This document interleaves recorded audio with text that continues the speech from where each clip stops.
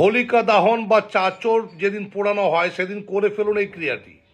একটা নারকেল নেবেন, বাড়ির সদস্য সংখ্যা গুনে নিয়ে ততগুলো সাদা বাতাসা আর ততগুলো গমের শীষ নেবেন, আর নেবেন একটা পান পাতা আর একটা চন্দন কাঠ, এক মুষ্টি কালো তিল আর একটু হোমাদ সামগ্রী, দশকর্মা দোকান থেকে পেয়ে যাবেন হোমাদ। এই টোটাল জিনিসগুলোকে একটা কালো কাপড়ে মুড়ে নেবেন। তারপর বাড়ির সকল সদস্যের মাথা থেকে পা অবধি অ্যান্টি ক্লকওয়াইজ 7 বার ঘোরাবেন। ঘোরানো হয়ে গেলে চাচরের আগুনে সেটিকে আহুতি দেবেন। দাঁড়িয়ে দাঁড়িয়ে হোলিকা দাহন দেখবেন, অর্থাৎ চাচর পোড়ানো যখন শেষ হয়ে যাবে সেখান থেকে একটু ছাই নিয়ে আসবেন। সেই ছাইটিকে আপনার বাড়ির চারিদিকে বাইরে বাইরে ছড়িয়ে দেবেন, অথবা 4টে কাগজে একটু করে নিয়ে 4টে কোণায় বেঁধে দেবেন।